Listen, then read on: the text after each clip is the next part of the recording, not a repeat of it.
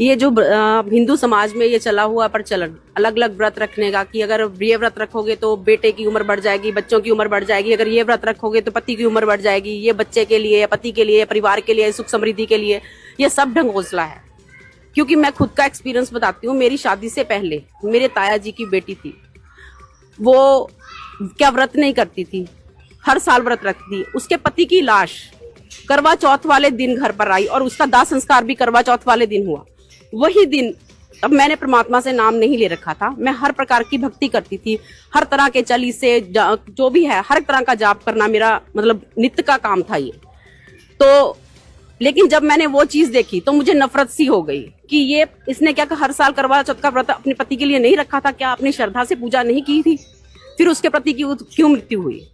जब मेरी शादी हुई, परमात्मा ने मुझे अपने शरण में ले लिया एक ही साल में, तो मैंने कभी भी कोई एक साल में जरूर व्रत रखा, वो भी मतलब मन से नहीं, एक सामाजिक की तरह से, लेकिन मैंने आज तक कभी कोई व्रत नहीं रखा। मुझे परमात्मा की इतनी कृपा मेरे ऊपर हुई है कि मुझे व्रत रखने की जरूरत ही नहीं पड़ी। लेकिन मेरे घर में कोई भी, और दूसरी बात, जब मैं इस घर में आई तो मेरे घर में परमात्मा से नाम दीक्षा लेने का कारण बताया गया था कि हमारे घर में लगातार मृत्यु हो रही थी। जैसे पहले मेरे जेठ, उनको करंट लगने से मृत्यु हो गई, वो जवान थे, शैलर में काम करते थे।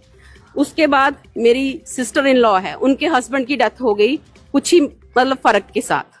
तो हमारे घर में फिर इनके चाचा जी के बेटे की डेथ हो गई। हमारे घर में ये सिलसिला चल पड़ा कि हर साल किसी ना किसी की मृत्यु होनी ही होनी है।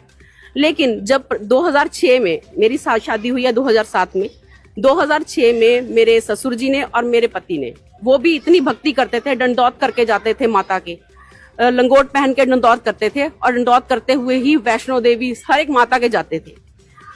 तो उन्होंने जब नाम ले लिया तो हमारे घर में, ये परिवार में जो सिलसिला था मौतों का, तो उसके बाद रुका।